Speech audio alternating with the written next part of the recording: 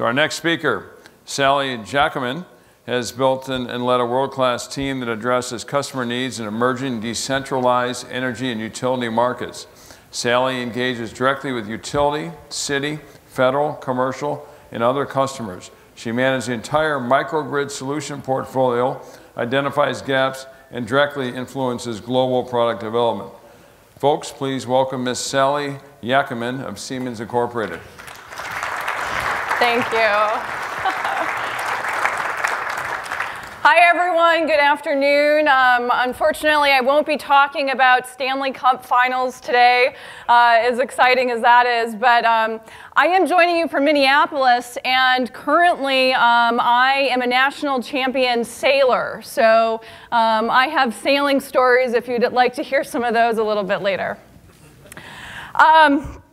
Today I'm going to talk to you a little bit about the microgrid, a trend, a future trend, and what you should be thinking about as a distributor for, in terms of advanced control and some of the future trends that we see in the marketplace.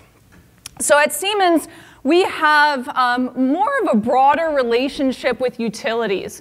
And we've been working with utilities as well as end users for many years. And I'm going to share with you some insights from both of those groups today. And hopefully you can take that and adapt that, learn from it, so to position your company for success in the next 5 or 10 years.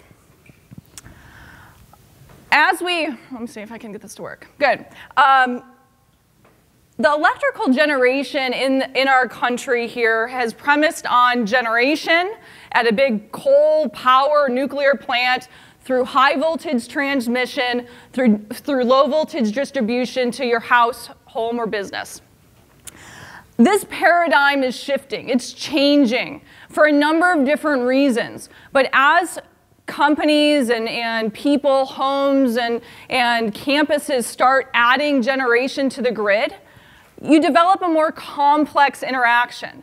And now you have electrons moving both left to right, or from the utility generation and from distributed generation. This creates a lot of complications for our grid as we know it. And some places in the US and Canada, our grid is 100 years old. The wires, the poles, the transformers, and so forth, creating a very weak infrastructure if something was to happen. So there's a lot of changes that need to take place in the next 5, 10, 20 years to support this trend of growing distributed generation and renewable on the grid. And you'll see that with more utility spending and in particular, advanced controls to manage and control some of the different massive renewables going on the grid. Many of you probably know about microgrids. I know we had a little conversation, a talk yesterday on microgrids. I might ask you a question. Who remembers working on a car 30 years ago? Good, you know, changing out oil, you know, fan belts, whatnot. Do you find that more difficult today? A little bit. I hear some chuckling. One of the main reasons you find that so difficult today is because your car has a computer in it. Maybe more than one computer with some of the cars I've been in, you know, rental cars and whatnot. But those computers are serving as the brain of the car. And you can't just simply fix something in your car anymore like you used to do, switch it out, mechanically understand how the gears and pulleys work. Today you have to be your car is diagnostic, use a diagnostic tool in the computer to figure out what's wrong. And then you have to go through 20 steps in the computer, you know, and switch off the lights before you fix an issue. So the standard home mechanic can't do that anymore. The same is happening with our utility and electricity grid. It's becoming smarter. We're using intelligence to, you know, we like those bells and whistles in our new cars. We like the backup camera, you know, and what we're doing with our electrical system is the same thing. We're adding the intelligence to the distributed generation and to the, you know, the microgrids, if you will, to make them smart. You know, your body can't operate without your brain. In the future, distributed generation solutions will not be able to operate without a brain or microgrid control. Our engineers think about distributed generation solutions in terms of these 4 layers. You have the control and supervisory layer, the communication layer, system layer, and then your generation layer. And it's not just as simple as understanding one of those layers. You really need to understand all 4 layers to serve your customers better going forward. Because those customers are going to want to know about interconnection rules to the utility. They're going to want to know about, what if the broader grid goes down? Can I island with just solar? Can I island with just my UPS? You have to be able to link all 4 of those engineering areas together for a solution to make sure your customers are successful with what they want to do in their solutions going forward. You probably all are familiar with some of the marketing and market numbers out there that the research houses publish. You know, I'm always cautiously approaching those and think they're somewhat optimistic. But the point of this slide is that 10 years ago, if you lived in a sunny area, you probably saw very few solar panels. Today, if you live in California or Arizona, anywhere in the Southwest, you probably see those solar panels on your own home or on your neighbor's home or residence. Solar has doubled and tripled in size in the last 10 years, and it's becoming a national topic. The same will happen with microgrids. The same will happen with distributed generation over the next 5 to 10 years. There'll be more financial incentives. There'll be more financing mechanisms worked out so that, like Solar City, where you just pay a monthly fee for solar on your rooftop, you'll be able to get on-site generation solutions to microgrid your home. So it's certainly a trend to watch. Whether it grows this much or not, we'll see, but certainly something to keep in mind. How do your solutions fit into this microgrid infrastructure that customers are more and more demanding?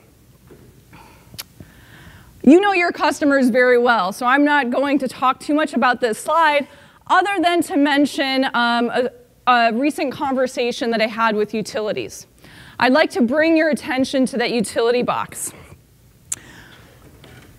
In the last maybe 3 to 5 years, utilities have been somewhat scared of microgrids or distributed generation in their territory.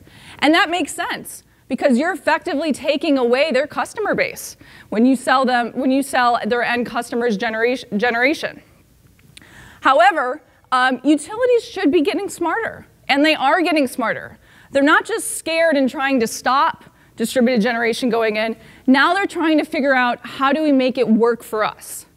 So how do we make it a win-win situation where the utility actually benefits from it? And if you think about it, a utility's core competency is managing power from generation through transmission and distribution. So what if they became the owner and operator of distributed generation? What if utilities now started to own that generation unit at the local grocery store or at the local industrial plant? Utilities are thinking this way. And they're starting to think about, well, how does my business model change? How do I still keep my customers happy in this distributed energy world? In particular, we were talking to a utility in the Southwest US a few months ago to senior executives, and they use this term stranded assets. Regarding UPS systems, they believe that every UPS system out there is a stranded asset. Now, maybe I'll ask the folks in the field, do you know how, of your customer base, how often they use their UPSs? What % of the time it's up and running in a typical year? Any idea? I'm sorry? Always on and always running. Okay, well, and backup diesel gen sets, always, those are never running, right? Or for a very small percentage of the time. So what this utility is thinking is, what if we use those assets when they're not running? Let's say the utility needs more power in their grid, and they don't have, it takes 3 hours to ramp up the 300 megawatt generator, sitting 100 miles away. What if we used that on-site generation at different customer sites, instead of just letting that sit there and not be used, or in other words, a stranded asset? So utilities are thinking about this. They're thinking about, well, if they own those assets, if they own those backup diesel generators, if they own the generation at data centers that sit there and doesn't get used, they can use that. They can loan it out to those customers, and they can use it to help improve the reliability of the grid. So just a food for thought. How do you play in this going forward? How do you capitalize on these thoughts of the utilities? There's a number of different business drivers for why end customers are thinking about microgrids, are thinking about investing in distributed generation and renewables. Energy efficiency. So if I say the word energy efficiency to you, you might think heating, cooling, lighting, all within a building envelope. That's great. That's what energy efficiency has been for 20 years. We're thinking about taking that to the next step. How about thinking about a campus, a university campus of 100 buildings, where now you're looking at the energy efficiency between buildings, amongst buildings, keeping the power on at the hospital, but reducing the power at the dormitory during the day when no one's there. So energy efficiency now, we can take that to the next step, both thermal and electrical, with advanced control. Reliability of energy, reducing downtime and losses. So microgrids, the true definition of a microgrid is a distributed energy system that can be islanded from the grid. So if the broader grid goes down, if we're hacked by China, or if someone blows up a transformer with a sniper rifle, you still have power. Third, cybersecurity and physical security. Well, I just gave you some examples of designing a system architecture that has levels of fail-safe. And customers want that. Military bases want that. Hospitals want that. Integration of renewables. Most states now are moving towards a certain percentage of renewables. 30% by 2020, 20% by 2050. So depending on the organization, depending on the state, more and more renewables will start to be seen across our country. How do we intelligently interconnect and use those renewables? Let me walk you through a scenario. Let's say you put solar, or your neighbor puts solar on his house, he doesn't tell the local utility. That local utility has a power issue and sends a lineman out for maintenance in your neighborhood. He flips the breaker that's controlling the energy that's coming from the utility, but he touches that live utility line and he gets electrocuted. Why? Because your neighbor has solar panels, electricity that may be funneling electrons the other direction in that line. So utilities have to be very careful about electricity coming online, especially with renewables, not only for the safety reason, but also for the variability of renewables. California here, you may have heard of the infamous duck curve, where you have so much solar during the day that if clouds came over or that solar went offline, there'd be a tremendous brownout because the firm generation from gas and coal and nuclear wouldn't be enough to support the loss from solar. So there's a number of technical reasons and safety reasons, amongst others, on why utilities need more visibility. They need more control of all the distributed assets, generation assets, that are in the field. Your customers, and you are familiar with control. You know about control of generation. It's been around since the dawn of time. Transparency, that's the #1 item that you start with. Then you move to optimizing value streams. Now you're looking at the loads, the generation, that energy efficiency that I started to talk about. Next, you should start looking about optimizing your energy mix. So now that there's more and more renewables, there's more firm generation, natural gas, diesel, UPS, there's energy storage, e-vehicles. All of these assets now are on a grid. How do you optimize between all of them? When's best to run your diesel genset versus your natural gas? Let me tell you, there are times when you want to run one more than another, both economic and emissions reasons. Finally, grid independence. So this is kind of not where every customer will want to go. Not every customer will want to be a true microgrid where they can island from the grid. But some customers may want that functionality. And that's really towards the end of the evolution of what we call our control functionality. So why is control a topic? Why is this a focus area here today? Electrical infrastructure, distributed generation, is complex. And for all of the reasons you see here, there's diverse generation assets, there's diverse load types, and complex modes of operation. You need to really think about all of those types and to engineer a solution that meets your customers' needs. Not only today, but in 5 years, 10 years, 20 years, the lifetime of those generation units that are being installed. We've done a number of analyses amongst our customers to look at, well, what is the true benefit? Is it worth you or your customer investing in advanced control to enable some of those functionality? And you're right, there's some areas of the country where maybe the financial business case isn't quite there yet. But there are other areas where it's very strong.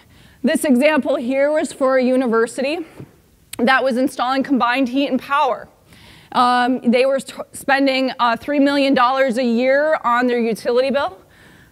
By putting in combined heat and power, they saved $800,000 per year over a 20-year lifespan. By adding advanced control, more than just your basic low-level control, they were able to save another $200,000 a year over that 20-year lifespan. That pays off for control very quickly. Very positive ROI. So there's lots of different functionality that the control can do, from feeding power back into the grid, participating in the market, like Cal ISO and others, PJM. There's different functionality, from optimizing the generation assets and so forth. So there's different revenue streams and saving streams where that funding comes from. I want to, talk a little bit about, there's a lot of companies getting into this space. There's a lot of, they're coming from the utility side, the grid side. There's a lot of startups in this space. Silicon Valley is full of advanced controls for microgrids. A lot of the big players from the utility side, from the generation side, are investing in building out this functionality and advanced controls. So it's becoming a mainstream industry, and it's becoming something that almost every single end customer who has distributed generation and renewables will be thinking about going forward. Now, most of you in this room probably couldn't tell an ABB system from a Siemens system, and why would I want one versus the other? You're going to have to start thinking about that and start learning about that and guiding your customers on the functionality and the increased benefits that these controllers can provide. And it's a great differentiator as well, we've seen. This is just a glimpse of one of our advanced controllers. The dashboards are fun to look at. They're great marketing tools, but they're also very functional. We can go through that if you have interest.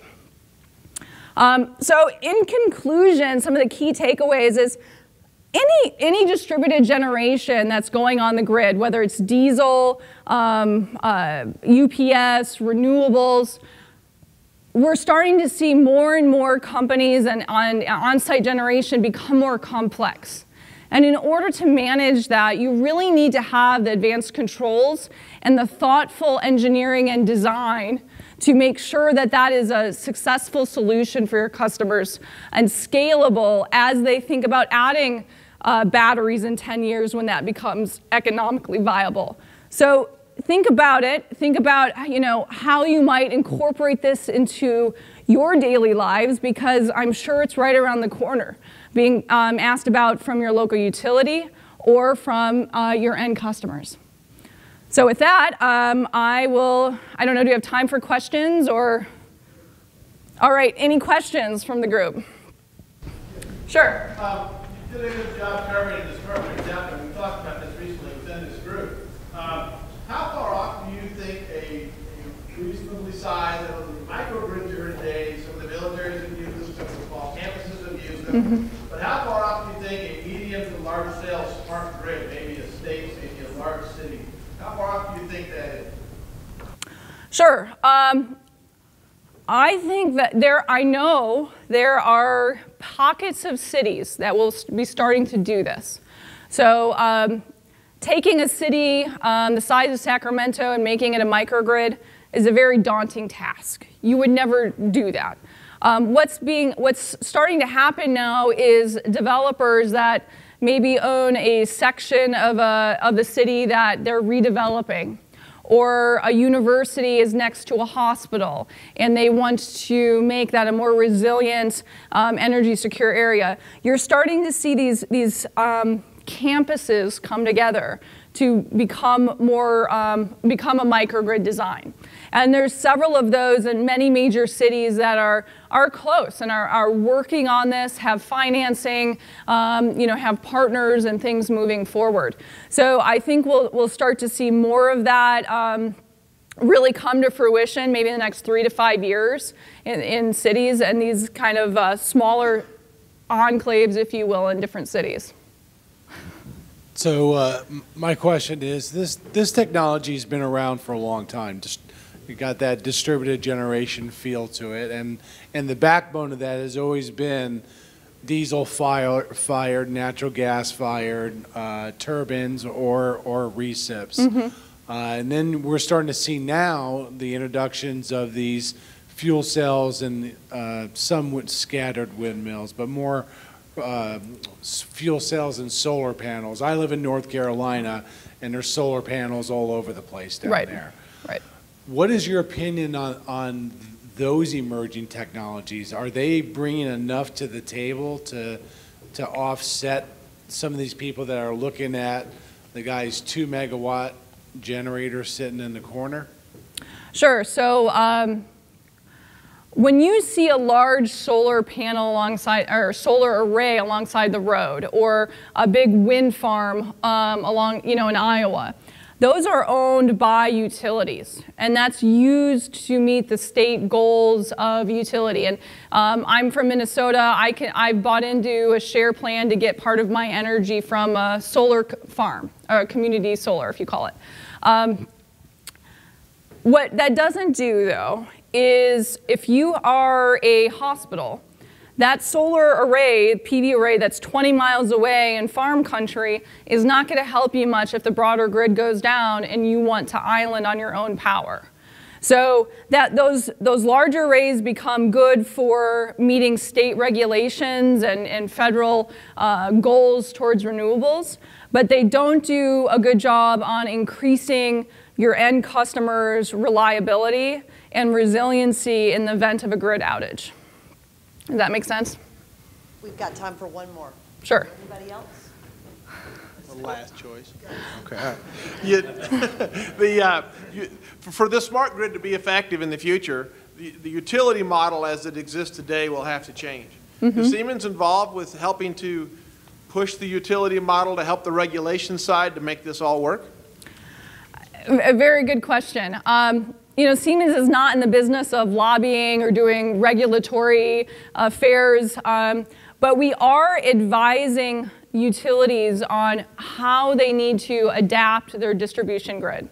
And it's somewhat amazing that a lot of utilities don't know how to do it. And we go in and we can help lay out a plan and say, this is the actions you need to do. And utilities, some have it together more than others and are thinking along this line. But to truly modernize a distribution grid, it's not just intelligent software and control. It's the intelligent devices along the lines as well, what we call distributed automation. So think about relays, protection, sensors that can send signals to the control to tell you, where the grid outage is, so that that lineman isn't driving 40 miles to look for the downed tree. He knows that the person in the control room knows exactly where it's at. And utilities have an evolution of investments that they need to make to do that. And they're lobbying the regulatory bodies to make those investments, but it's slow and utilities never have enough money, and it's a long process. And utilities are right now really struggling. A lot of their intelligence is retiring. And so I think utilities are struggling, well, who's going to manage this? Who understands the system? And so, I think that's going to be a challenge for utilities. I think some of your end customers are smarter. The Walmarts of the world, they have a whole division that does energy sustainability, and they're very sharp people. And the Googles of the world, they're doing energy. Microsoft is thinking energy. So at very high corporate levels. So, I think that if the utilities can't provide the service, the reliability, and the generation mix that these companies are asking for, you're going to see more and more private investment towards distributed generation on the grid. Go ahead. We're involved in this space in Germany. It's very advanced because the government subsidizes the microgrid, pushes the microgrid because they don't have electric infrastructure. Unfortunately, I think California and 33 other states, you're not going to be able to use diesel because the emissions are going to knock it out. I think one of the biggest problems, particularly in California, is they don't pay enough for the power. 3 cents a kilowatt hour.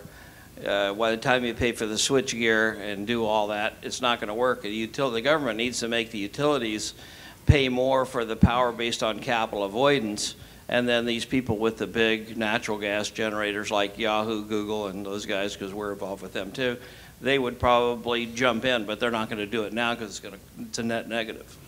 Right, and so you bring up a very good point. The technology is there. There's advanced technology, and to the control point, there's new control technology that can add a lot of value towards these solutions. But you're right, the bigger issue is the regulatory issues, the tax incentives that are sometimes working against us, and so forth. And I think there's a lot of different initiatives right now that are trying to figure out what to do next for state regulatory conditions and pricing and setting the price. And for example, here in California, they're paying, customers that can put solar on the rooftops. If you own a home here in California, you can get compensated for putting a discounted rate, essentially, for putting solar on your rooftops. The solar on the rooftop requires more electrical infrastructure to manage. So in effect, the utility had to raise rates to everyone to allow for the people to put, that could afford to put solar panels on the roof. So the argument here in the state of California is, well, we're making people, in poverty, subsidize effectively, very, affluent areas and homes that can afford rooftop solar. Does that seem fair? So I think there's a lot of regulatory issues. The state of New York right now has an initiative called New York Prize, or New York Rev, where they are actually, the regulatory body in New York is looking at how do we encourage distributed generation? what tax laws need to change, what utility rate structures need to change, and so forth. So, you know, state by state, you see some progressive states moving this direction, and I imagine, you know, some of those issues will start to see work out over the long term. Great. Well, thank you very much for your attention, and have a great rest of your conference.